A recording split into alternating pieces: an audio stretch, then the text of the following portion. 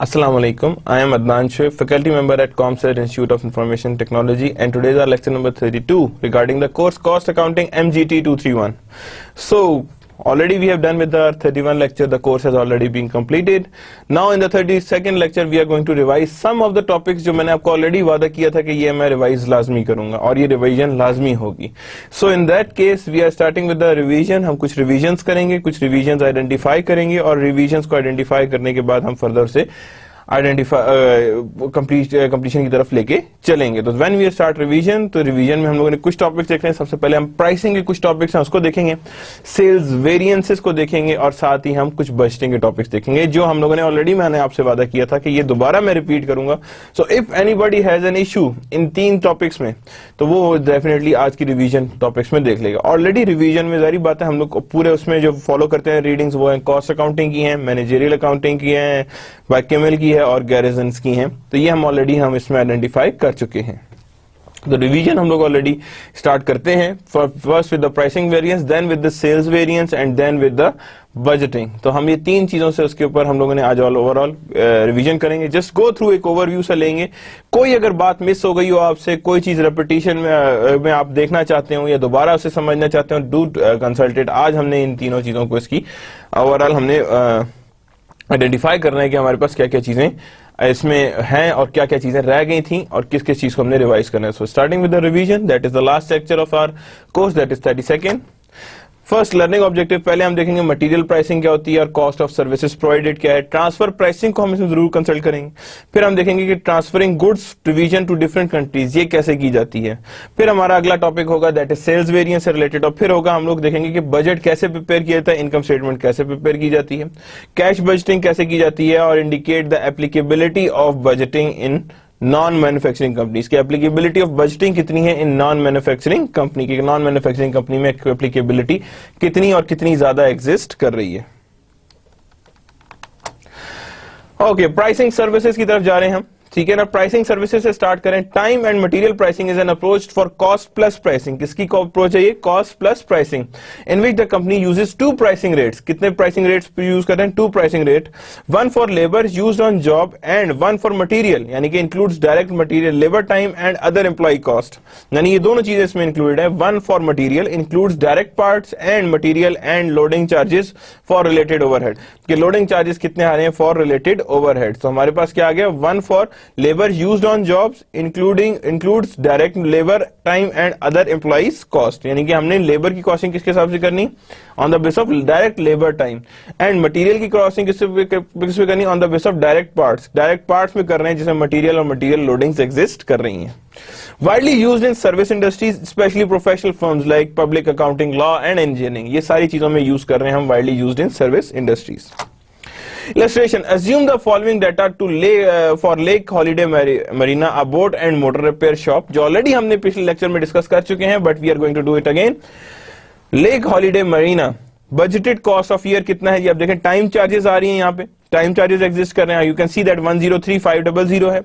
Then we have office employ salary and benefits आ रहे हैं 20,700 एंड अदर ओवरहेड्स कितने आ रहे हैं? 26,000. These are time charges. और मटेरियल लोडिंग चार्जेस कितने आ रहे हैं?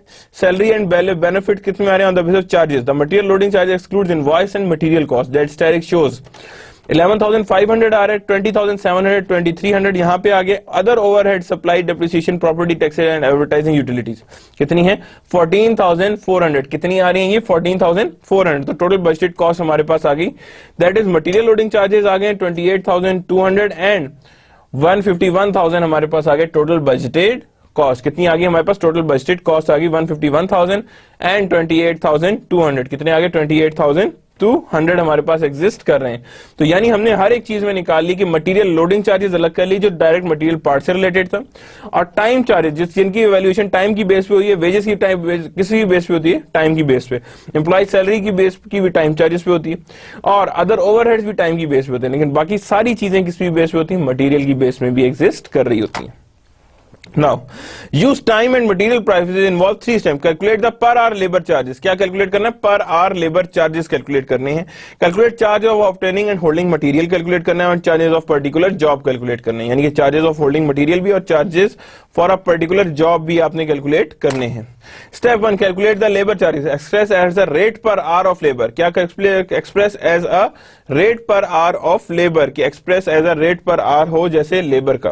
Rate includes direct labour cost, includes fringe benefits, यानी कि express as rate per hour of labour कि यानी कि हमने पहले पर आवर. अब रेट क्या क्या इंक्लूड करता है? डायरेक्ट लेबर कॉस्ट है जिसके अंदर फ्रिंज बेनिफिट्स आते हैं. Selling administrative and similar overhead cost आती हैं कि डायरेक्ट लेबर कॉस्ट जो होती है इंक्लूड्स फ्रिंज बेनिफिट्स आते हैं. फ्रिंज बेनिफिट्स एग्जिस्ट कर रहे होते हैं. Selling administrative and similar overhead cost आती हैं. Allowance for the desired profit आ रहा है, that is ROI per hour. कितना आ रहा है? आरओआई पर आवर आ रहा है. Express as a rate per hour of labour कि express as a rate per hour of labour कितनी एक्सप्रेस हो रही है. Rate includes direct labour cost. पहली चीज क्या थी? डायरेक्ट लेबर कॉस्ट कितनी? सेलिंग एडमिन एक्सपेंसेस के अंदर आते हैं. Allowances for the desired profit. ये तीनों चीजें हमने ऐड करनी है रेट के लिए. Labour cost, selling and admin expenditures and allowance for the desired profit के डिजायर्ड प्रॉफिट का अलाउंस कितना आ रहा है. Labour rate for lake Holiday Marina for 2011 based on 5,000 hours for prepare time. अब ये लेबर रेट निकालने के लिए कितने आवर्स है हमारे पास? 5,000 आवर्स है. Desired profit margin is $8 per hour. Desired profit margin हमारे पास कितना है? That is $8 per hour. अब यहाँ पे डिजायर्ड प्रॉफिट मार्जिन मींस हर एक आवर में 8 एंटर होंगे और 5,000 आवर्स, दैट मींस हमने हर एक जो रेशियो थी उसे 5,000 आवर्स से डिवाइड कर रहे हैं. तो ये भी 5,000 आवर से डिवाइड हुआ, ये भी हुआ, सारी यानी जितने भी टोटल कॉस्ट थी हमने सारी को 5,000 से डिवाइड किया. तो पर आवर रेंज आ गई हमारे पास 8. आखिर में एडिशन किया तो हमने कहा जी $38 number of labour hours used as a particular job to determine the labour charges of a job. यानी कि हमने यहां पे ये हमारे पास पर आवर निकला जिसमें हमने प्रॉफिट मार्जिन भी रखा हुआ है. मटीरियल लोडिंग करनी. मटीरियल लोडिंग के लिए क्या करते हैं हम? Estimated purchasing receiving cost divide by estimated cost of material. यानी कि purchasing, receiving, handling, storing cost divide by estimated cost of parts and material. कि जितना हम लोगों ने परचेजिंग का cost divide by cost of material करेंगे तो plus desired profit of material. ये चीजें हमने आइडेंटिफाई करनी है. कैसे? ये हमारे पास मटीरियल लोडिंग चार्जेस थे. ये हमारे पास टोटल आ गए. टोटल इनवॉइस कितनी थी हमारे पास? That is 120,000. कितनी की थी हमारे पास invoice? That is total invoice cost पर मटीरियल की कितनी थी? यहां पे देखिए लिखा मनीरिया estimate that total invoice cost of parts and material is 120,000. तो हमने हर एक की मटीरियल लोडिंग परसेंटेज अलग अलग कर ली. अलग की तो हमने साथ ही का प्रॉफिट मार्जिन कितना होगा हमारे पास? 20%. तो हमारे पास आया 43.50%. कितना आया? 43.50. वहां पे आया था आंसर पर आवर पे, यहां पे आया परसेंटेज में. क्या है? यहां पे आया परसेंटेज में, वहां आया था आंसर पर आवर पे. किस पे आया था? वो पर आवर पे आया था. Calculate charges for a particular job. Labour charges पर मटीरियल लोडिंग चार्जेस. यानी ये तीनों को हमने ऐड करना है तो हमारे पास आ गया पर्टिकुलर जॉब पे. तो हमने क्या किया? जॉब मरीन टाइम कितना है जी? 50 आवर्स हमारे लगे हैं इसमें. 3800 हमने किया था तो 1/10 आ गया. मटीरियल लोडिंग चार्जेस कितनी कॉस्ट थी? 3600 और मटीरियल लोडिंग चार्जेस कितने? 36 इंटू 43.5% तो आ गया 156. तो ये देखें labour, material charges, material loading charges तीनों को ऐड किया तो हमने कहा जी ये हमारे पास आ गया टोटल प्राइस ऑफ मटीरियल. कितना आ गया हमारे पास? Total price of labour and material हमारे पास आ गया. तो यानी याद रखिएगा कौन कौन सी चीजें मिला के? Material, labour and material purchasing charges. ये 3 चार्जेस हम ऐड करते हैं तो हमारे पास कंप्लीट आ जाता है. That is 7,076. अब ये भी दिया हुआ था 3600. और से देखें $3600 हमें दिया हुआ था. That is 43.5% into 3600. Present below are the data of Harman Electrical Repair Shop for next year. The desired profit margin per labor hour is $10. The material loading charges is 40% of invoice cost. Harman estimate that 8,000 labor hour will be worked next year. क्या कह रहे हैं?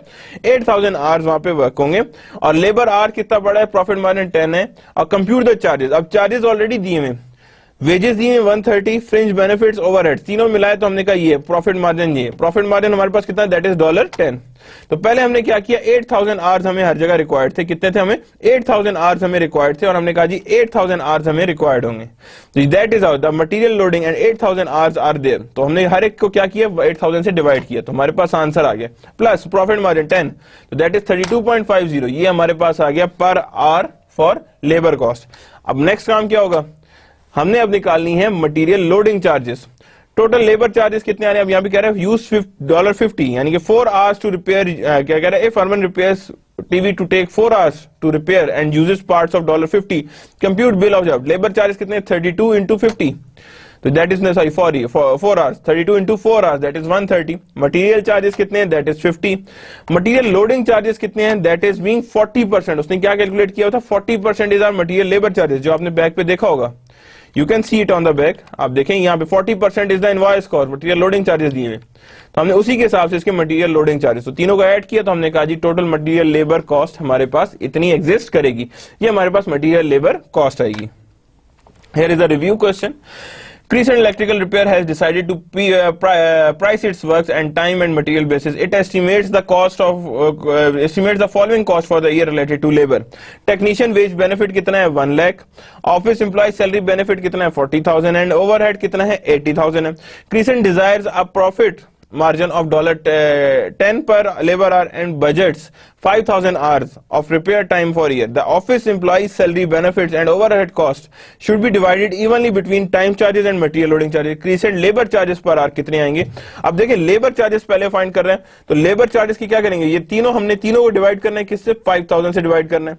तो जो 5,000 को divide करने के बाद जो आंसर आएंगे दैट वी हैव यूज्ड. तो यहाँ पे कितना आएगा 20 प्लस क्या नाम है 8 कितना हो गया 28 प्लस आगे कितना हो जाएगा that is almost you can say 16. तो that means we have go for the 42 यानी 28 आगे देखें हमने कितने और करने हैं जी 16 और 28 38 एंड देन 42 ये हमारे पास ऑलरेडी एग्जिस्ट कर रहे होंगे. ठीक है ना. तो ये हमने उसी के हिसाब से हमने वैल्यूज आइडेंटिफाई की दैट इज ऑफ 42. So ये ऑलरेडी हम देख चुके हैं सर्विस इनसाइट. ठीक है. For many decades professional in most company industries have some of our hourly based rate price regardless of the outcomes but the most recent recession appears to have thought to end practice. यानी recession में कम होना चाहिए. Many customers are demanding that the bill is tied to our actual performance rather than amount of our work. For example, one communication company that used to charge about $15,000 or more per month as its retainer fee now instead charges based on achieving particular outcomes. Now it might charge $10,000 if it obtains a desirable public speaking engagement for a company executive. Similarly, a digital marketing agency reduced its hourly fee for $135 to $80, but it gets bonus if it achieves specified increase in the sales volume and the customer website. What implication does this have for the company needs to have managerial accounting? जारी बात है यहाँ पे क्या हो रहा है charges increase कर रहे हैं, चार्जेस लग रहे हैं 15,000 के, तो डेफिनेटली एडिशनल कॉस्ट आ रही, तो मैनेजरियल अकाउंटिंग का रोल यहाँ पे एग्जिस्ट करता है. ट्रांसफर प्राइसिंग आती है. फॉर इंटरनल सेल्स की ट्रांसफर प्राइसिंग हमने कैसे करनी है. Vertically integrated companies grow in either direction or its supplier or its customer. यानी grow in either direction of its supplier or its customer. या तो supplier की तरफ होते हैं या customer की तरफ होते हैं. Frequently transfers goods to other divisions as well as outside customers. How do you price goods sold within the company? How do you price goods sold within the company? कि कितने प्राइस हैं जो within the company sold out हो रहे हैं, यानी कितने की प्राइस ऑफ गुड है. यानी कि अगर आपने कोई चीज प्राइस कंपनी के अंदर ही कोई चीज सेल करनी है तो उसकी क्या आपके पास प्राइस रखनी पड़ेगी. Sell outside assembly division, sell outside company division, यानी दोनों को हम लोग यहाँ पे लेके आए तो that means there exist a transfer price. यानी यहाँ पे हम क्या सेल टू आउटसाइड क्या होगा, असेंबली डिवीजन को आप दे दें या कंपोनेंट डिवीजन को दे दें, आप कुछ ना कुछ बेच रहे हैं लेकिन विद इन द कंपनी ही बेच रहे हैं. क्या बेच रहे हैं आप, विद इन द कंपनी ही बेच रहे हैं. ट्रांसफर प्राइस इसीलिए इसको यूज किया जाता है. Pricing use to record transfer between two division of a company. एक डिवीजन ऑफ कंपनी से दूसरी डिवीजन ऑफ कंपनी को कोई चीज जा रही है तो उसे हम कहते हैं that is known as transfer price. Way to determine a transfer price, transfer negotiated transfer price के नेगोशिएट कर दें, कॉस्ट बेस्ड ट्रांसफर प्राइस और मार्केट बेस्ड ट्रांसफर प्राइस. तीनों प्राइसिंग क्या है, negotiated transfer price, cost based transfer price and market based transfer price. Conceptually a negotiated transfer price is best. Conceptually देखा जाए तो negotiated transfer price is much better. Due to practical consideration company often use other two methods. यानी practical consideration के लिए companies बाकी दो method भी use करते हैं. Negotiated price की तरफ जाते हैं, illustration देखेंगे. Alberta company takes rubber sole for work of hiking boots. Two divisions, sole division है, boot division है. Make soles externally, make leather upper for hiking boots which is attached to a purchase sole. Division manager compensated one division profitably. Management now wants sole division to provide least some sole to the boots. यानी क्या क्या है, at least some soles to the boot division. Computation क्या हो रही है अब देखें यहाँ पे. Selling price of hiking boots क्या है 90 है. Sole division $18 है. Variable cost 11 है. Contribution margin कितना आ रहा है, that is 7. कितना आ रहा है हमारे पास 7। अब यहां पे देखिए selling price of hiking boot 90 है, वेरिएबल कॉस्ट क्या हो गया, not including sole, that is 35, cost of sole purchase from outside 17 आ रही है हमारे पास, दैट इज 38 आ रहा है। कितना आ रहा है हमारे पास 38 आ रहा है। तो यानी अगर हम लोगों ने अब यहाँ पे 38 आ रहा है, दैट मींस वहां पे कंट्रीब्यूशन मार्जिन कितना हमारे पास आ रहा है, दैट इज 7 वहां पे कंट्रीब्यूशन मार्जिन आ रहा है, 38 यहाँ पे एग्जिस्ट कर रहा है। तो दैट मींस टोटल कंट्रीब्यूशन कितना होगा, दैट इज ऑफ 38 प्लस 7, कितना आ रहा है हमारे पास 45 टोटल कंट्रीब्यूशन मार्जिन आ रहा है। What would be the fair transfer price if sole division sold 10,000 soles to boot division, कि कितना अगर 10,000 सोल्स बेच दिए देन टू बूट डिवीजन तो क्या रेशियोज एग्जिस्ट करेंगी। No excess capacity, if sole sells to boot payment must at least cover variable cost, किसको cover करना जरूरी है, उसकी वेरिएबल कॉस्ट को कवर जरूर करें, and it's loss profit margin plus contribution margin plus, यानी कि हमने यहाँ पे कंट्रीब्यूशन मार्जिन को भी कवर करना है। The minimum transfer price acceptable to sole is, variable cost is 11, opportunity cost कितनी थी 7 का, कंट्रीब्यूशन मार्जिन कितना है 70, तो मिनिमम ट्रांसफर प्राइस कितना लगाना चाहिए 18 का। तो यानी हमें कंट्रीब्यूशन मार्जिन एटलीस्ट पूरा हो और हमारे पास ओवरऑल वेरिएबल कॉस्ट पूरी हो, तो हमारे पास टोटल कितना एटलीस्ट 18 होना चाहिए। क्या होना चाहिए हमारे पास, एटलीस्ट 18 हमारे पास यहाँ पे कंप्लीट होने चाहिए, या कंप्लीटली तौर पे हमें नजर आने चाहिए कि हाँ जी इतने हमारे पास एग्जिस्ट कर रहे हैं, दैट इज $18। तो $11 प्लस $7 इक्वल्स टू 18, यानी इतने की हमें उसे सेल आउट करना चाहिए, that is negotiated transfer price. और नेगोशिएटेड में वेरिएबल और कंट्रीब्यूशन मार्जिन दो चीजें कंप्लीट होना जरूरी है। Negotiated transfer price, maximum boot division will pay, यानी maximum boot division will pay is what the sole would cost for an outsider. अब बूट डिवीजन क्या है, I will pay no more than $17 cost from outside supplier and I must receive at least my variable cost and my loss contribution margin that is $17। तो that means transfer price क्या हो रही है, वो 17 दे रहे हैं, तो उसमें डील मुश्किल है। तो maximum boot division will pay is what the sole would cost from outsider, $17, वो कहता है सिर्फ उस $17 पे कर सकते हैं। तो दैट मीन वो कह रहे हैं एटलीस्ट मेरे पास $18 तो हमारे पास पूरे होने चाहिए। एक्सेस कैपेसिटी में आते हैं, जब यहाँ पे हम क्या करें, जब हम बात कर रहे हैं यहाँ पे, तो हम बात करें नो एक्सेस कैपेसिटी में। क्या बात करें हम, नो एक्सेस कैपेसिटी के, इफ द सोल बूट में कोई एक्सेस कैपेसिटी में नहीं पड़ा, तो आप क्या कहोगे, आप कहोगे मैं तो एटलीस्ट कंप्लीटली उसी में लूंगा जितने की मैंने लेनी है, that means variable plus contribution margin. लेकिन when you have a $1 of excess capacity can produce 80,000 souls but can sell only 70,000, available capacity 10,000, contribution margin 7 per unit is not lost, minimum क्या है, अब यहाँ क्या है, अब अपॉर्चुनिटी कॉस्ट हमारे पास 0 आई, क्यों, contribution margin of $7 per unit is not lost, वो लॉस नहीं होगा। मिनिमम ट्रांसफर प्राइस क्या होगा, हम सिर्फ इसमें वेरिएबल कॉस्ट चार्ज करेंगे, क्या चार्ज करेंगे इसमें, variable cost. So when there is excess capacity only variable cost is enough, तो वो ऑटोमेटिकली कंट्रीब्यूशन मार्जिन बाकी जगह से पूरा हो जाएगा। Negotiated transfer price between 11 minimum acceptable to sole and 17 maximum acceptable to boot, कि मैक्सिमम कितनी रिक्वायर एक्सेप्टेबल टू बूट है, दैट इज 17, और मिनिमम एक्सेप्टेबल कितनी है, that is $11। I'll pay no more than 17 cost from outside supplier, boot division. Let's make a deal. I'll pay at least, I want at least $11 sold division. तो यहाँ पे अब क्या हुआ, आपने कहा जी let's make a deal, जितने भी आ जाएंगे, ठीक है। Now the variable cost आती है in the minimum transfer price formula. Variable cost is the variable cost of units sold internally. Variable cost is the variable cost of units sold internally. May differs higher or lower for units sold internally versus those sold externally. Higher or lower for units sold internally versus those sold externally. कि हमने कहा for unit sold internally versus दो sold externally, कि जो भी हमारे पास में वर्सेस आए that is sold externally. The minimum transfer price formula can still be use, just use the internal variable cost. क्या है, just use internal variable cost. So may differ from higher और lower for unit sold internally versus दो sold externally, कि जितने sold किए जाएं externally और जितने सोल्ड किए जाएं internally. The minimum transfer price formula can still be use, just use the internal variable cost. Summary of negotiated transfer price. Transfer price established minimum by selling division, maximum by purchasing division. Often not used because market price information sometimes not easily obtainable. कि market price easily आराम से attainable नहीं होती. Lack of trust between the two division, कि दो divisions के बीच में lack of trust नहीं होता. Different pricing strategies between divisions, के डिफरेंट प्राइसिंग स्ट्रेटेजीज एग्जिस्ट कर रही हैं बिटवीन डिविजन्स के बीच में डिफरेंट प्राइसिंग स्ट्रेटेजीज एग्जिस्ट कर रही हैं। नाउ वी हैव एग्जांपल देखते हैं। The clock division of control centre corporation manufactures clock and then sells to the customer for $10 per unit. Its variable cost is $4 per unit. अब क्या है, $10 है, variable cost है 4 है, and it's fixed cost is 2.5. Management would like to like the clock division to transfer 8,000 of these clocks to another division within the company at the price of $5. The clock division avoid 0.50 per clock of variable packaging cost by selling internally. Determine the minimum transfer price assuming the clock division is not operating in full capacity. Full capacity पे operate नहीं कर रहा, तो हम क्या करेंगे, full capacity पे नहीं operate कर रहा, that means कि वो यहाँ पे complete है, there is no excess capacity. तो हम लोग क्या कहेंगे, opportunity cost कितनी है, that is 0. 3.5 यहां पे आ गया, that is minimum transfer price, यानी कि वो कितनी आ गई, मिनिमम ट्रांसफर प्राइस पे एग्जिस्ट कर रहा है. ठीक है, द क्लॉक कुड, देखें वहां क्या कह रहा है, avoid 0.5 per clock of variable packaging cost by selling it internally.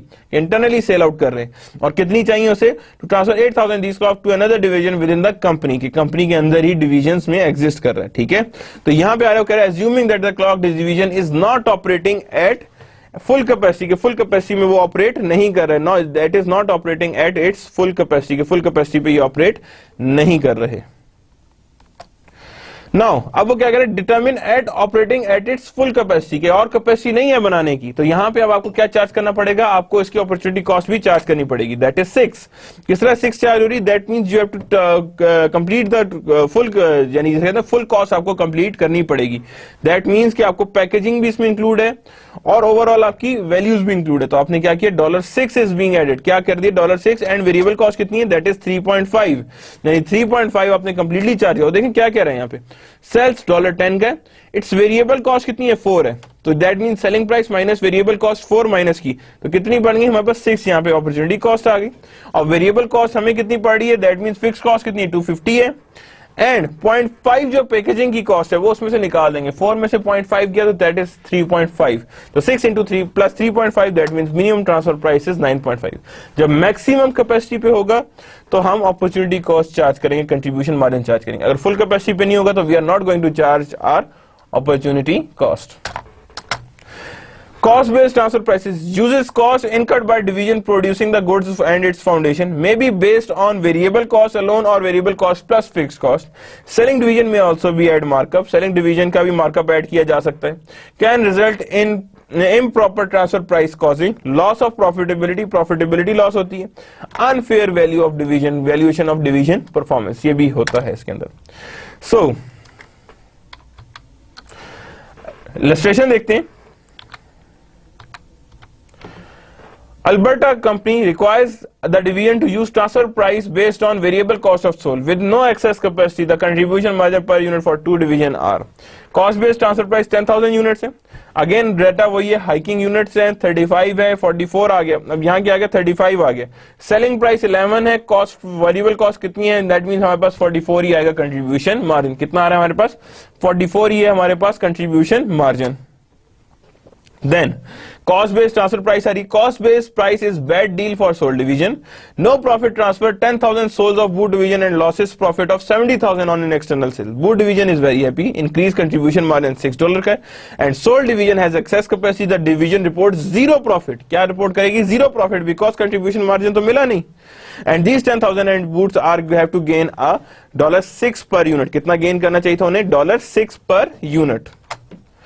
Overall the company is worse off by 60,000, कितना हो, वर्स ऑफ हो जाए बाय 60,000, कि ओवरऑल कंपनी में क्या वर्सिंग हो जाए, दैट इज $60,000 एग्जिस्ट करते हैं. What happen, we are earning $45 per unit and how it is only 44, यानी कि what happen, we are earning $45 per unit and how now it is only 44. This is great, we now earn $6 more per unit. ये boot division कर रहे हैं.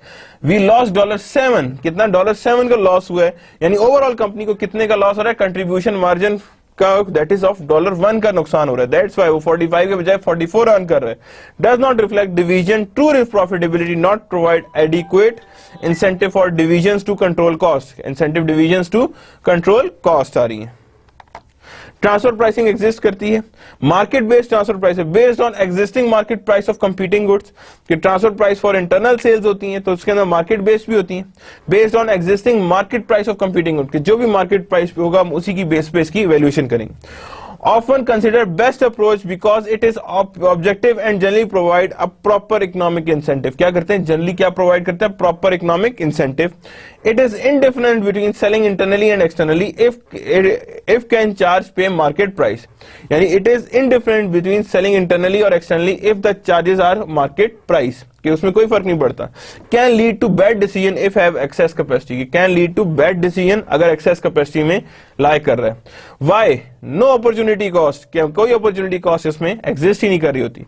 Where there is not well defined market price, company use cost based system. कि जब market price well defined ना हो तो company क्या use करते हैं, cost based system. Review question.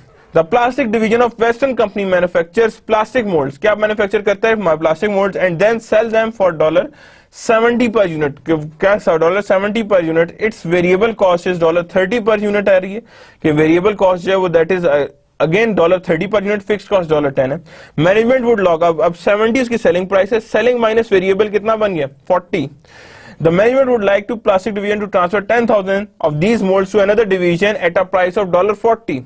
The plastic division is operating full capacity पे operate कर रहा है, so that means कि यहाँ पे हमें opportunity cost charge करनी है. What is the minimum transfer price for this one? कि minimum transfer price क्या होनी चाहिए, यानी कि हमने इसमें देखना है कि क्या हमारे पास transfer price होनी चाहिए. तो यहाँ 40 चार्ज हो रहा है, एक्चुअल में कितना आ रहा है यहाँ पे 70, देखें 70 आ रहा है, 70 and 30 दैट इज 40. तो यानी कि डिवीजन कंपनी को कितना चार्ज करे 40. तो मिनिमम ट्रांसफर प्राइस आपके पास कितनी होनी चाहिए, तो डेफिनेटली किसके इक्वल चाहिए, that is variable plus overall your opportunity cost. तो opportunity cost is 40 and variable is that is 70. तो यहाँ पे 70 आना चाहिए हमारे पास, तो 70 इज देयर, 70 आ गया. Transfer pricing for internal sales के अंदर भी ट्रांसफर प्राइसिंग है. आउटसोर्सिंग एग्जिस्ट करती है, contracting with the external party to provide a goods and services rather than doing the work externally. यानी आउटसोर्सिंग अगर करें तो क्या होगा कि contracting with external party to provide goods and services rather than doing work internally. Virtual company outsource all of their production, सारी production outsource कर देते हैं. Use incremental analysis to determine its outsourcing is profitable और not. Incremental analysis करते हैं जिससे पता लगता है कि क्या आउटसोर्सिंग हमारे लिए प्रॉफिटेबल है या नहीं है. As companies increasingly rely on outsourcing, कि companies क्या करते हैं, increasingly rely करते हैं on outsourcing. Fewer components are transferred internally, thereby reducing the need of transfer pricing. यानी fewer components are transferred internally, fewer components जो होते हैं वो ट्रांसफर होते हैं internally and reducing the need for transfer pricing. कि वहां पे फिर ट्रांसफर प्राइसिंग की कोई नीड नहीं होती. Now, other cost approach क्या है, इलस्ट्रेशन. अब यहाँ पे कॉस्ट अप्रोच क्या है, दैट इज यूज के, हाँ जी कौन सी और cost approach, compute the unit transferring cost. Unit transferring cost हमने कंप्यूट की. एडिशनल क्या आ रहा है, variable selling and administrative cost आ रहे हैं, fix selling and admin cost आ गई हमारे पास, एंड डायरेक्ट आरओआईज आ गई. दैट मींस इसके थ्रू भी हमने क्या निकाल लिया, total manufacturing cost. Step 2, compute markup percentage. क्या करना है, मार्कअप बेस्ड प्राइसिंग जिसे हम कहते हैं कॉस्ट प्लस प्राइसिंग, ये वो है. डिजाइड आरओआई पर यूनिट कितना है, दैट इज $20. अब ये कहां से निकला है, वॉर से देखिएगा. दैट इज डिजाइड आरओआई, यहाँ पे देखिए नीचे लिखा हुआ है डिजाइड आरओआई पर यूनिट $20 है. कितना है, $20 हमारे पास डिजाइड आरओआई है. आरओआई आगे सेलिंग एंड एक्सपेंसेस कितने हैं, दैट इज $32. ये कहां से निकल रहे हैं, ये भी वहीं से निकल रहे हैं. ये देखें यहाँ पे गिवन है 32. वेरिएबल और फिक्स्ड 24 प्लस 8 कितना हो गया 32. तो यहाँ पे हमने 32 पुट कर दिया. मार्कअप परसेंटेज कितनी आ रही है, that means we can easily identify कि मार्कअप मैन्युफैक्चरिंग कॉस्ट से हमने डिवाइड कर दिया, तो हमारे पास आ गई मार्कअप परसेंटेज. तो यहाँ पे कितना 20 प्लस 32 डिवाइड बाय 80, तो हमारे पास आ गई मार्कअप परसेंटेज. क्या आ गई हमारे पास, मार्कअप परसेंटेज. क्या चीज आ गई हमारा, मार्कअप परसेंटेज एग्जिस्ट करी, that is 65%. Set the target selling price. अब क्या करना है हमने, टारगेट सेलिंग प्राइस है, तो मैन्युफैक्चरिंग कॉस्ट भी गिवन है, मार्केट परसेंटेज भी गिवन है, और साथ ही मैन्युफैक्चरिंग कॉस्ट भी गिवन है. तो क्या फॉर्मूला है, manufacturing plus market percentage into manufacturing cost, यानी मैन्युफैक्चरिंग कॉस्ट की हमने परसेंटेज ऐड करनी है. तो हम लोग इसे करें $80 प्लस 0.65 इंटू 80, तो यहाँ पे हमारे पास आ गया 132. तो टोटल टारगेट सेलिंग प्राइस कितनी होनी चाहिए, that is 132. Because of fixed cost the more than 10,000 unit sold the ROI will be greater than 20%. ROI 20% से ज्यादा हो सकती है. Now here it is other cost approach में देखिए proof of 20% ROI absorption costing, revenue 10,132 आ गया, cost of goods sold हमने अलग अलग कर लिए 10,000 into 80 and gross profit 520,000, selling admin expenses आ गए 10,008 प्लस 24 320 आ गए, net income is 200,000, net income divide by invested asset 1 million से हमने डिवाइड कर दिया उसे, तो दैट इज 20%। तो मार्कअप परसेंटेज कैसे निकाली, net income plus selling and admin expenses divide by CGS, तो हमारे पास आ गया 65%। नहीं, नेट इनकम और सेलिंग एक्सपेंसेस ऐड कर दो और डिवाइड कर दो CGS से, तो हमारे पास आता है मार्कअप परसेंटेज। क्या चीज आती है हमारे पास, markup percentage.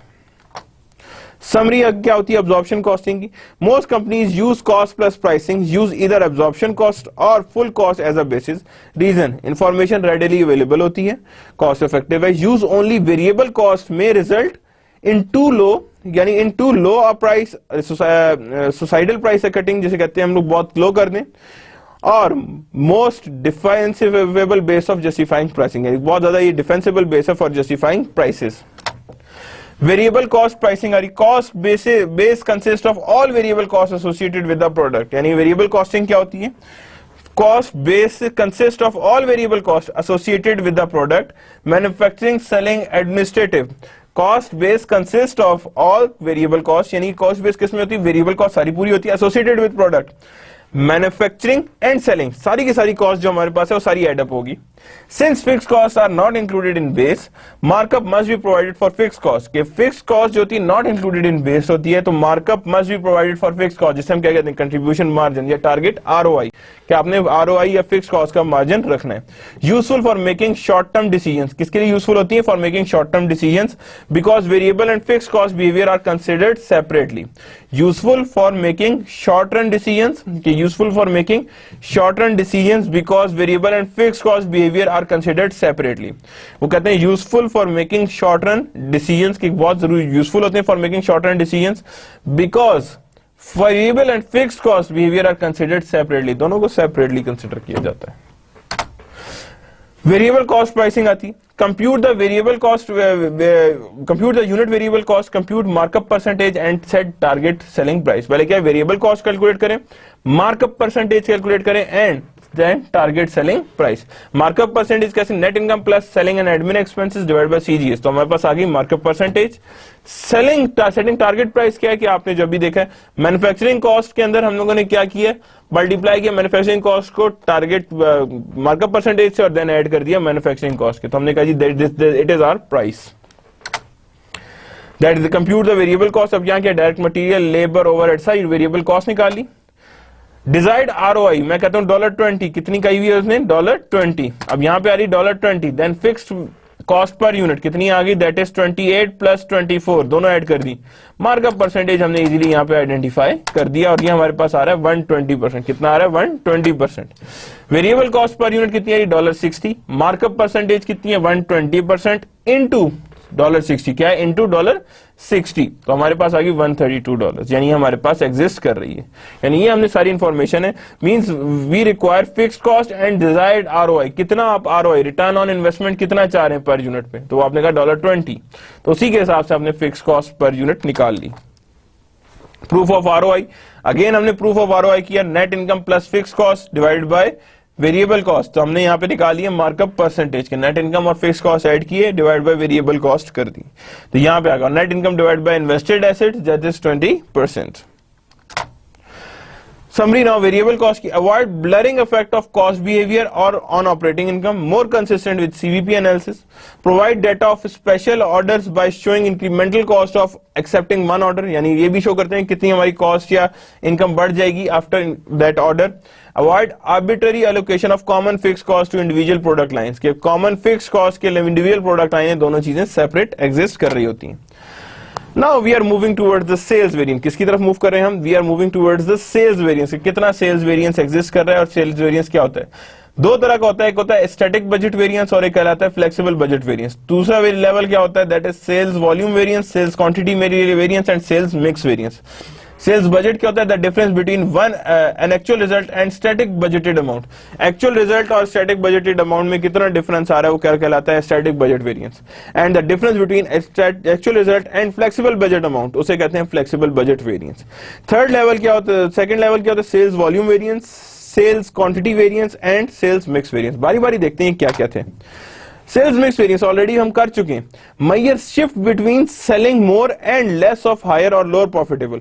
Sales mix variance कैसे? Actual units of all products sold into actual sales mix percentage minus budgeted sales mix percentage, यानी actual mix minus budgeted mix into budgeted contribution margin. ये इसका formula क्या है? ये उसका formula exist कर रहा है कि ये हमारे पास फार्मूला जो एग्जिस्ट करता है। सेल्स क्वांटिटी वेरिएंस की तरफ आते हैं। Sales quantity, actual quantity minus budgeted quantity. क्या करना है? Actual unit minus budgeted unit into budgeted sales mix. किससे मल्टीप्लाई करना? Budgeted sales mix and into budgeted contribution margin, क्योंकि बजटेड कंट्रीब्यूशन मार्जिन हर एक में सेम है। ये सेम है, ये वाला क्वेश्चन राइट साइड का देखें आप, ये सेम है। Budgeted contribution margin per unit same है, बाकी में डिफरेंस आ रहा है कि यहां पे आपने एक्चुअल आ गया और बजटेड आ गया। वहां पे सिर्फ क्या था? एक्चुअल अलग किया होता, मिक्स में एक्चुअल और बजटेड में किया होता। यानी हमें यूनिट्स एक्चुअल चाहिए होते हैं, लेकिन यहां पे जो मिक्स है वो हमें चाहिए बजटेड। क्या चाहिए हमें? मिक्स बजटेड चाहिए। तो यहां पे आप देख सकते हैं एक्चुअल हमें दिया हुआ है, बजटेड दिया हुआ है। एक्चुअल हमने किया हुआ है एक्चुअल सेल्स मिक्स और एक्चुअल मार्जिन। यहां पे हमने तीनों चीजों को मल्टीप्लाई किया हुआ है। यहां पे यह फ्लेक्सिबल बजट यहां पे एग्जिस्ट कर रहा है और स्टैटिक बजट वेरिएंस यहां पे एग्जिस्ट कर रहा है। ठीक है, तो एक्चुअल क्या है? Actual units of all products into sales mix into actual contribution margin. और यहां क्या आएगा? बजटेड। फ्लेक्सिबल बजट में क्या आएगा? That is actual units, actual sales mix and budgeted contribution margin. क्या चीज आ गई? बजटेड कंट्रीब्यूशन मार्जिन आ गया। और वहां पे क्या आ रहा है? Budgeted sales mix, budgeted contribution margin and budgeted units sold, यानी तीनों चीजें। तो हमने जब इनके बीच में डिफरेंस निकाला है एक्चुअल कंट्रीब्यूशन मार्जिन और बजटेड कंट्रीब्यूशन मार्जिन, तो फ्लेक्सिबल आ गया। और जब हमने ओवरऑल एक्चुअल और क्या नाम है बजटेड यूनिट्स में डिफरेंस निकाला तो क्या कहला गया? Sales volume variance. क्या कहला गया? वो सेल्स वॉल्यूम वेरिएंस। तो फ्लेक्सिबल बजट वेरिएंस और sales volume variance both adds to form static budget variance. क्या निकल आएगा? Static budget variance. तो यानी हमारा स्टैटिक बजट वेरिएंस क्या है? एक्चुअल दोनों लें और बजटेड अलग लें। तो दोनों को लेंगे तो हम लोग स्टैटिक बजट की तरफ जाएंगे। लेकिन अगर हम सिर्फ और सिर्फ मिक्स या कंट्रीब्यूशन मार्जिन को देखते हुए हम लोग वेरिएशंस फाइंड करेंगे तो फ्लेक्सिबल होगा। और अगर हम सिर्फ और सिर्फ यूनिट्स को देखेंगे एक्चुअल और बजटेड को, तो वहां पे हम कहेंगे कि दैट मींस कि we identify our sales volume variance, जिसके अंदर एक्चुअल एंड बजटेड होगा और जिसके अंदर एक्चुअल नहीं बजटेड सेल्स मिक्स होगा और बजटेड यूनिट होगा, तो उसे हम कहेंगे that is sales volume variance. क्या आएगा? ये सेल्स वॉल्यूम वेरिएंस एग्जिस्ट कर रहा होगा। कंट्रीब्यूशन मार्जिन का डिफरेंस फ्लेक्सिबल काउंट करता है। बजटेड और सेल्स मिक्स एक्चुअल हो और नीचे क्या हो? बजटेड यूनिट्स कंट्रीब्यूशन मार्जिन हो, और साथ ही एक्चुअल यूनिट और एक्चुअल सेल्स मिक्स हो, उसका जो डिफरेंस आएगा वो सेल्स वॉल्यूम वेरिएंस आएगा। और सारा कुछ एक्चुअल सारा कुछ बजटेड, उसे कहेंगे हम स्टैटिक बजट वेरिएंस। ये देखिए sales mix variance further illustrated. अब सेल्स मिक्स वेरिएंस आ गया। क्या आ गया? सेल्स मिक्स वेरिएंस है। एक्चुअल यूनिट्स दोनों जगह पे एग्जिस्ट कर रहे हैं। Actual sales mix, budgeted sales mix, और नीचे बजटेड कंट्रीब्यूशन मार्जिन है। क्या है यहाँ पे? Budgeted contribution margin. तो इसे हम कहेंगे सेल्स मिक्स का वेरिएंस आ रहा है। क्या आ रहा है? ये सेल्स मिक्स का वेरिएंस। पहले वाले में क्या था? वहां पे हर चीज सेम थी, सिर्फ और सिर्फ कंट्रीब्यूशन मार्जिन डिफरेंस था, तो फ्लेक्सिबल था। यहां पे सिर्फ और सिर्फ ओवरऑल सेल्स मिक्स वेरिएंट है, बाकी सारा बजटेड चल रहा है, एक्चुअल और बजटेड चल रहा है। ठीक है, कि एक्चुअल और बजटेड एग्जिस्ट कर रहा है। और सेल्स क्वांटिटी में क्या है कि एक्चुअल और बजटेड में क्वांटिटी वेरी कर गए, बाकी सारा बजटेड है। और जब हम इन दोनों को देखेंगे तो इन दोनों में सेल्स वॉल्यूम वेरिएंस आ जाएगा, उन दोनों के बीच में, that is your sales volume variance के actual and budgeted contribution margin and budgeted contribution margin, कि सारा कुछ बजटेड है, यहाँ पे सिर्फ बजटेड कंट्रीब्यूशन मार्जिन आ रहा है। सिर्फ और सिर्फ यूनिट्स वेरी करेंगे और सेल्स मिक्स वेरी करेगा, यानी यूनिट्स और सेल्स मिक्स वेरी करेगा, बाकी सेम रहेगा, कंट्रीब्यूशन मार्जिन अपनी जगह रहेगा। मार्केट शेयर वेरिएंस आता है, actual market size into actual market share minus budgeted into budgeted contribution margin. Actual size क्या है? Into actual market share minus budgeted into budgeted contribution margin पर composite units आ रहा है। मार्केट साइज वेरिएंस आ गया, actual market size minus budgeted market size, यानी actual market size क्या और बजटेड मार्केट साइज क्या, हमने इन दोनों का वेरी कर दिया और बजटेड मार्केट शेयर से मल्टीप्लाई कर दिया और बजटेड कंट्रीब्यूशन मार्जिन हमने एड अप कर लिया। There it is, you can easily find it. Market share variance आ रहा है, actual market size, actual market share, budgeted contribution margin. Actual और मार्केट शेयर को हमने बजटेड कर लिया, बाकी सेम है, तो that means market share variance को हम देख रहे हैं, ठीक है, कि एक्चुअल मार्केट शेयर में कितना है। मार्केट साइज वेरिएंस कहेंगे तो एक्चुअल और बजटेड चेंज हो जाएगा, नीचे जो आएगा वो आएगा बजटेड मार्केट शेयर, दोनों का सेम आएगा और बजटेड ही रहेगा, दैट इज मार्केट साइज। और जब हम actual market size, actual market share और बजटेड कंट्रीब्यूशन मार्जिन ले रहे हैं और नीचे बाकी में सारा में बजटेड ही चीज ले रहे हैं, तो that means we are talking about a sales quantity variance. किसकी बात कर रहे हैं हम? सेल्स क्वांटिटी वेरिएंस की बात कर रहे हैं। Market share and market size variance आ गया। लिमिटेशंस एंड रिलायबल इंफॉर्मेशन और actual size and actual share of various market is not available, यानी ये आराम से अवेलेबल नहीं होता कि कितना शेयर है मार्केट का। There are considered level 4 variances are decomposition of say sales quantity variance, यानी sales quantity variance को भी अगर हम decompose करें तो level 4 जनरेट हो जाता है। सेल्स वॉल्यूम वेरिएंस, अब देखिए स्टैटिक बजट वेरिएंस है जिसके अंदर क्या चीज आती है? फ्लेक्सिबल आता है, सेल्स वॉल्यूम वेरिएंस आते हैं। सेल्स वॉल्यूम वेरिएंस के अंदर क्या क्या चीज आती है? सेल्स मिक्स भी आ जाते हैं, सेल्स क्वांटिटी वेरिएंस भी आती है। और सेल्स क्वांटिटी के वेरिएंस के अंदर क्या आता है? मार्केट शेयर वेरिएंस और मार्केट साइज वेरिएंस। क्या एग्जिस्ट आ रहे हैं? मार्केट शेयर वेरिएंस और market size variance. That means there exist level 4। कितने एग्जिस्ट कर रहे हैं? लेवल 4 एग्जिस्ट कर रहे हैं। Now we are going towards the budgeting. Budgeting को देखेंगे कि किस किस तरह से बजट्स हमारे डेवलप हुए थे और किस किस तरह से हमारे बजट्स डेवलप हो सकते हैं। Budgets a formal return statement of management plan for specified future time period expressed in financial terms. Return statement जो फ्यूचर प्लान्स को बता रहा हो, फ्यूचर टाइम पीरियड पे, स्पेसिफाइड पे और फाइनेंशियल टर्म्स में बता रहा हो, उसे क्या कहते हैं हम? Budget. Primary way to communicate agreed upon objectives, के प्राइमरी वे है कि हम लोग अग्रीड अपॉन ऑब्जेक्टिव्स निकालें। Parts of objectives to all parts of company, promote efficiency and control device। ये कंट्रोल डिवाइस काम करता है कि ज्यादा खर्चा ना हो। आपको पता हो कि बजट कितना और बजट के अंदर ही आपने काम करना है।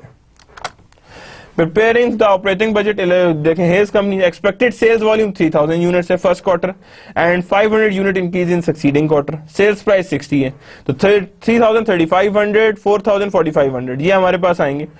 60 पर यूनिट हमने 60 मल्टीप्लाई किया तो टोटल सेल्स आ गई हमारे पास। Now we are moving towards operating budget. अब ये हमारे पास क्या बना है? That is being sales budget. ये क्या कहलाएगा? हमारा सेल्स बजट कहलाएगा। लेकिन नेक्स्ट क्या है हमारे पास? Production budget. Sale budgeted sales plus desired ending finish goods minus beginning finish goods, तो known as required production units. क्या लिखा हुआ है? रिक्वायर्ड प्रोडक्शन यूनिट्स कितने आ रहे हैं वो हमारे सामने लिखे हुए हैं। Production budget shows unit that must be produced to meet anticipated sales.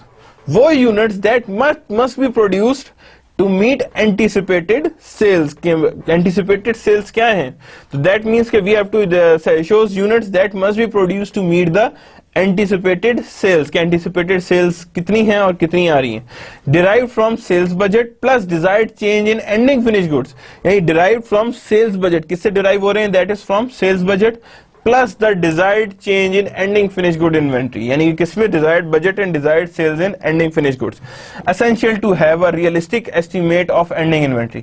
Essential है to have realistic estimate of ending inventory.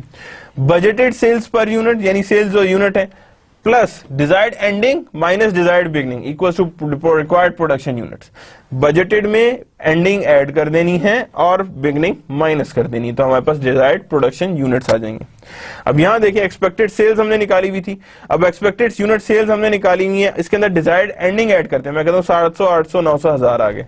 That means 20% of next quarter sale. 20% of next quarter sale आपने ऑलरेडी अपने पास संभाल लिए कि that is our overall ending.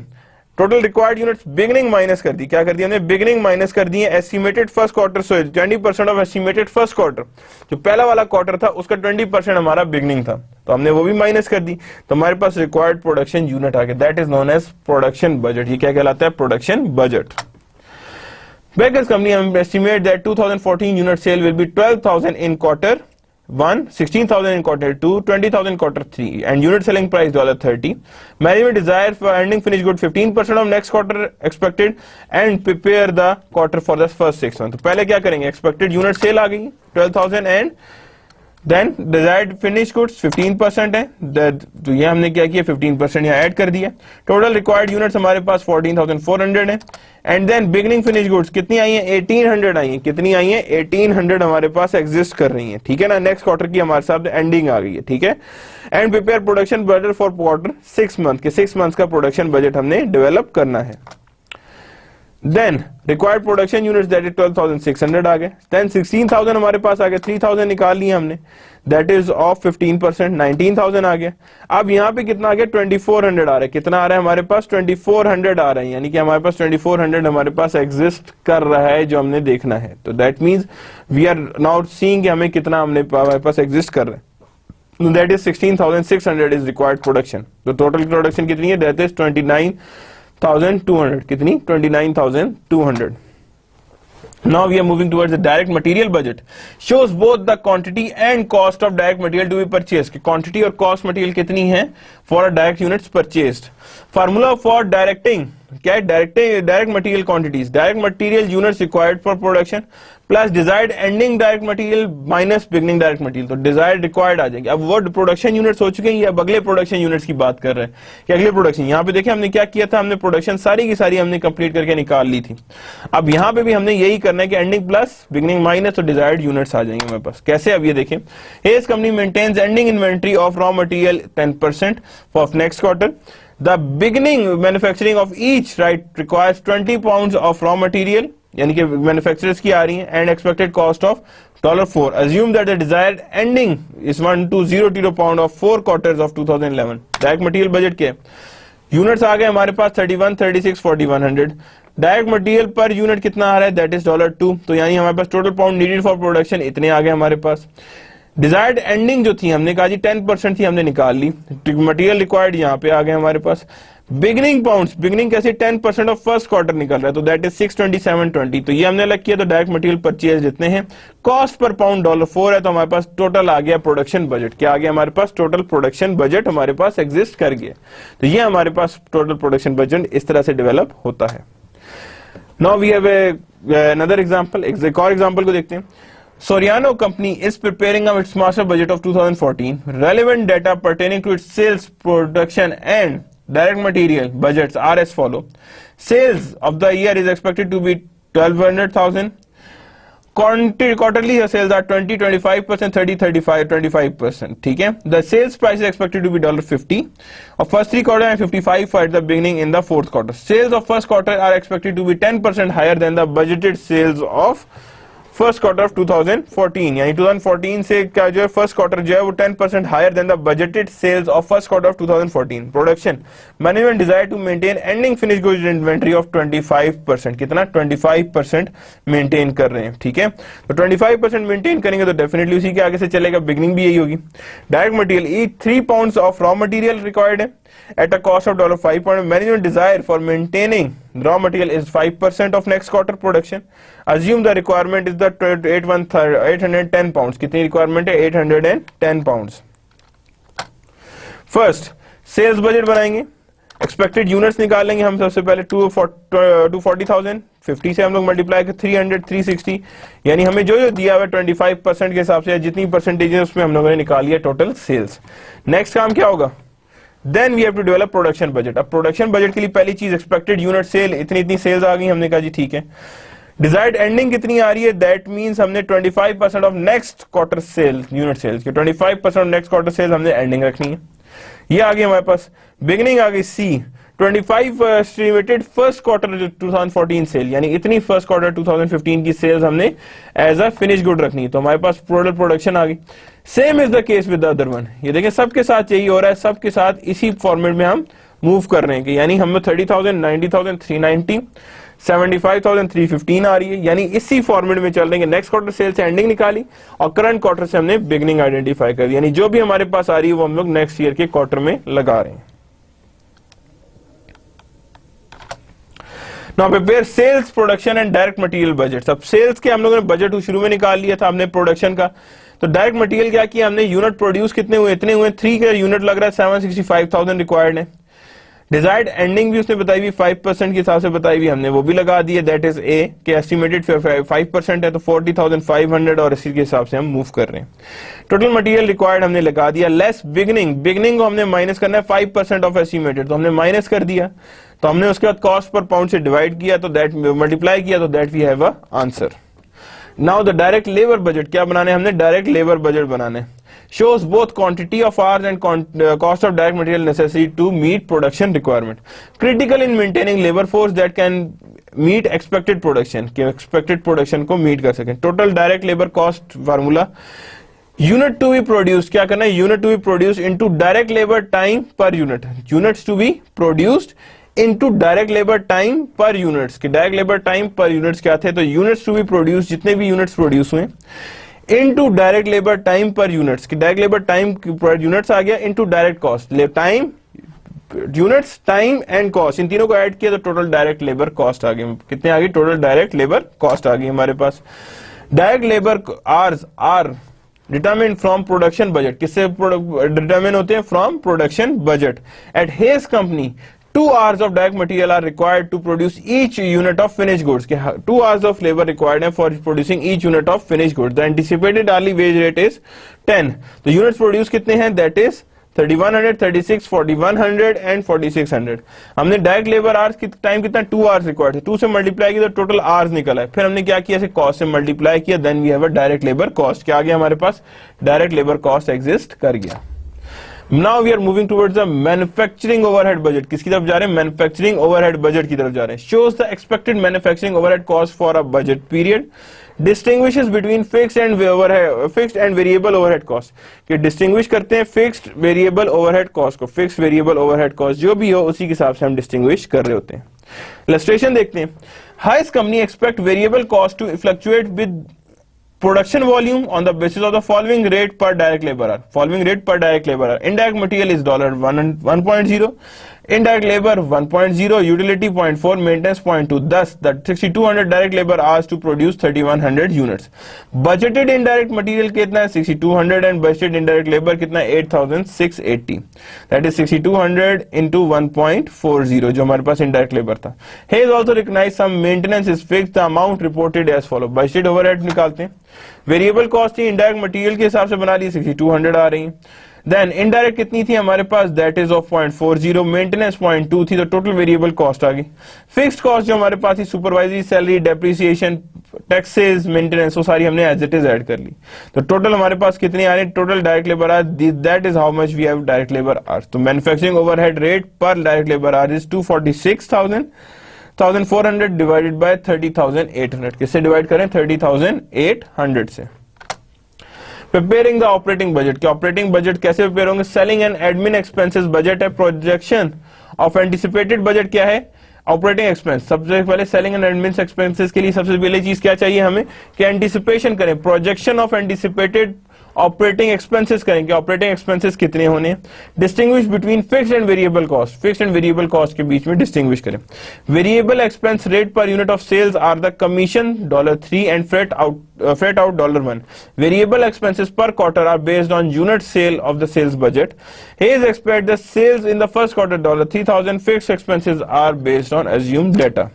तो budgeted sales ये आ गई हमारे पास 35, 4 एंड 15,000। वेरिएबल एक्सपेंसेस सेल्स आ गए 3 पर यूनिट है, फ्रेट है, टोटल वेरिएबल आ गए, फिक्स एक्सपेंसेस हमारे पास ऑलरेडी फिक्स थे, टोटल फिक्स थे, तो टोटल एडमिन और सेलिंग एक्सपेंस हमारे सामने आ गए, क्लियर होके हमारे सामने नजर आ गए। बजटेड इनकम स्टेटमेंट है, important end product of operating budget है, ऑपरेटिंग बजट की एंड प्रोडक्ट होती है। Indicates expected profitability of operation, के ऑपरेशंस की एक्सपेक्टेड प्रॉफिटेबिलिटी बताते हैं। Provide basis for evaluating company performance, के कंपनी परफॉर्मेंस को इवैल्यूएट करते हैं। प्रिपेयर्ड फ्रॉम ऑपरेटिंग बजट, किससे प्रिपेयर किया जाता है, ऑपरेटिंग बजट से। Sales, direct material, direct labour, manufacturing overhead, selling and administrative expenses, ये सारी चीजें इसमें इंक्लूडेड होती हैं। नाउ बजटेड इनकम स्टेटमेंट देखते हैं वो कैसे बनती है। To find the cost of good sold, क्या फाइंड करना है, cost of good sold. It is first necessary to determine the total cost unit cost of producing one right as follow.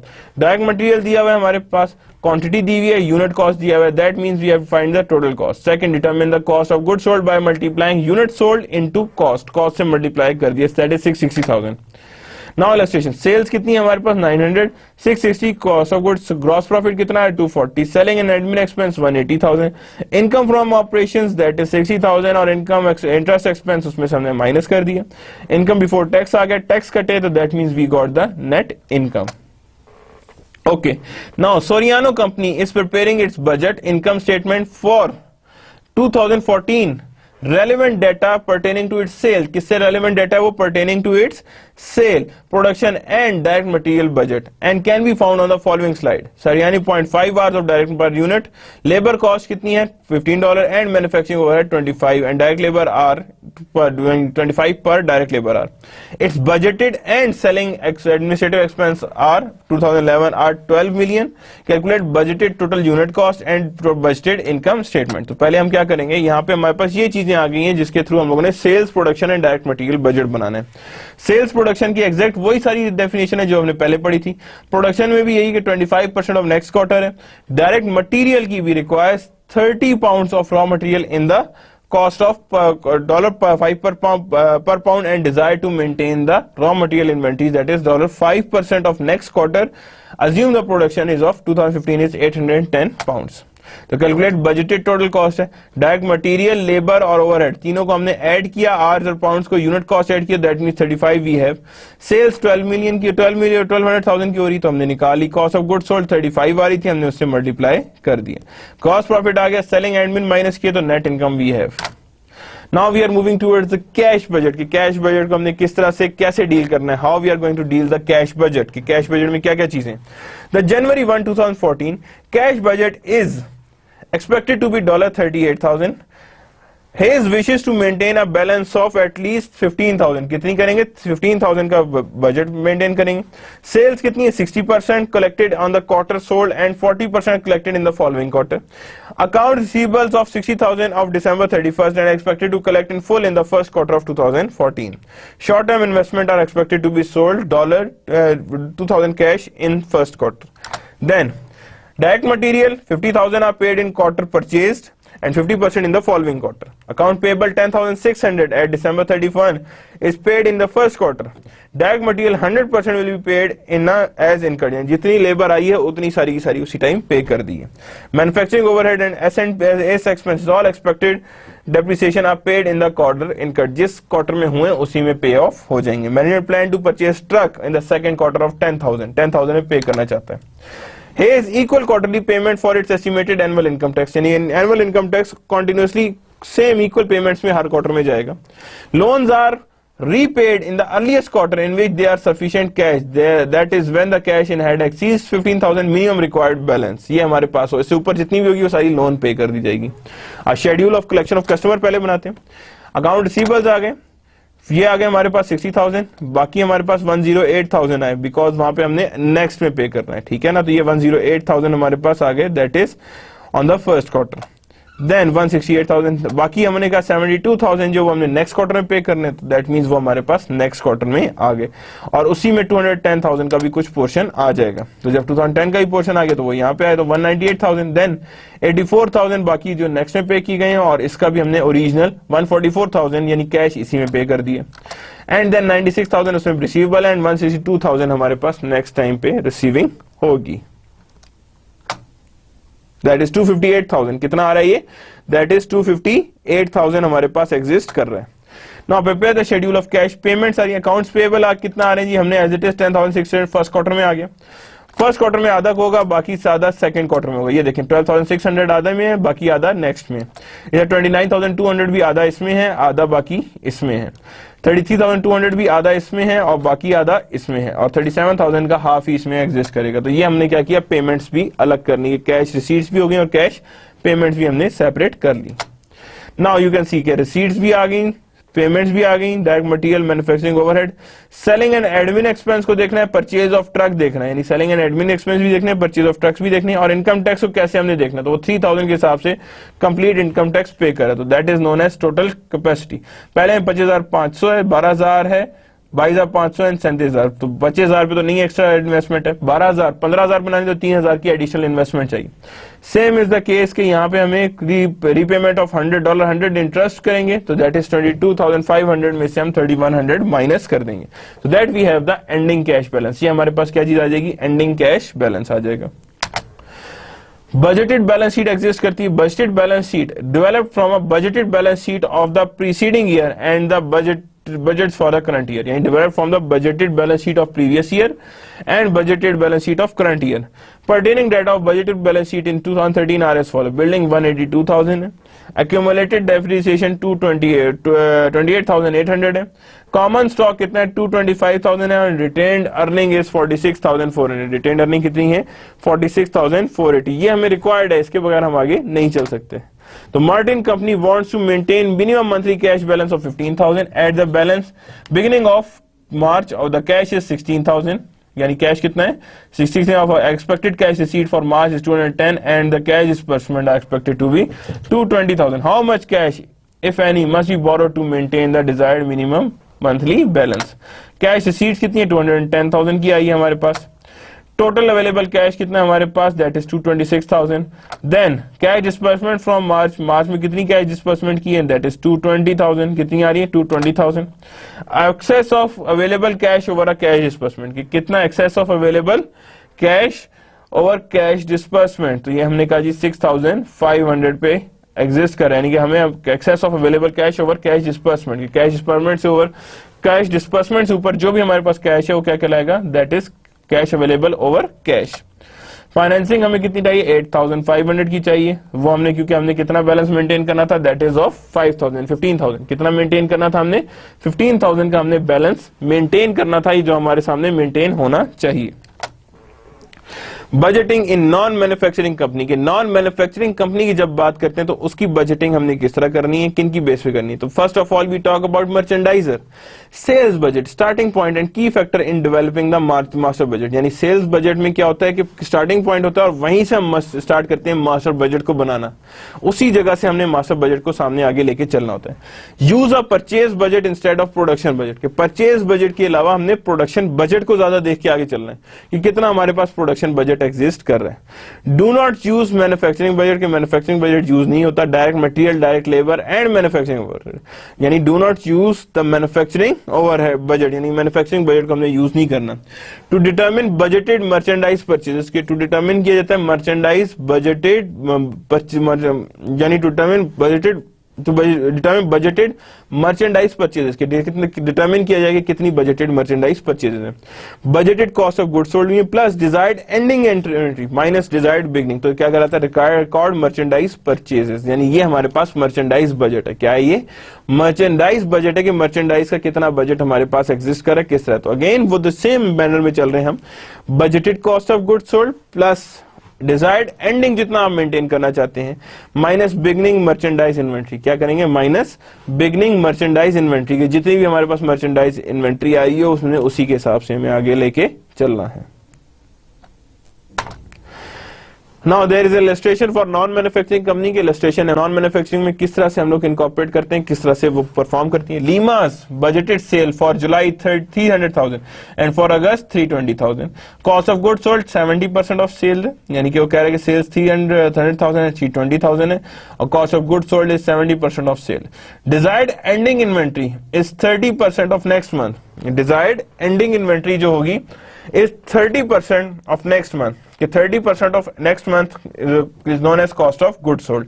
यानी cost of 70% and desired ending inventory is the 30% of next month of cost of goods sold. Required merchandise purchases for July is computed as budgeted cost of goods sold 30%, 300,000, 70% आ गया. Desired ending 224,000 into 30%. क्या निकाला हमने 224,000 into 30%. क्यों कर रहा है वो? Desired and is the next month cost of, अगले मंथ की जो कॉस्ट ऑफ गुड्स सोल्ड है हमने उसका लेना है 30%. तो और वो हमारे पास है 67,200. देन टोटल 277,200 आ रहा है हमारे पास. Then less beginning merchandise 210,000 into 30%, ये हमारे पास एग्जिस्ट कर रही है एंड दैट इज 63,000. एंड उसमें से माइनस कर दिया हमने required merchandise purchase for July is 214,200. So that's how we are accounting for the non-merchandise inventory. So we have completed all the almost हमारी रिवीजन हमने सारी कर ली है. ये हमने मर्चेंडाइज को भी देख लिया, बजट को भी देख लिया, सेल्स वेरिएंस भी देख लिया और साथ ही प्राइसिंग को भी देख लिया. So that's the end of our course and also the lecture number 32. I hope you enjoy all the lectures and I hope you got the learning from these lectures. These are quite comprehensive lectures. Do read them, do perform well in these lectures and also in your exams. I hope each and everything is being covered in this cost accounting course. Nothing is being left. If there is any confusions, do consult a book. Book is very important. If there is any confusion, book को लाजमी consult कीजिएगा. Book को लाजमी consult करके ही आप further आगे move कीजिएगा. So that is the end of lecture. I hope you all people will remain good over there. Allah will bless you all for your exams, for your course, and for your degree.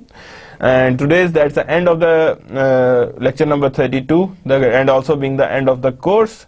Allah Hafiz.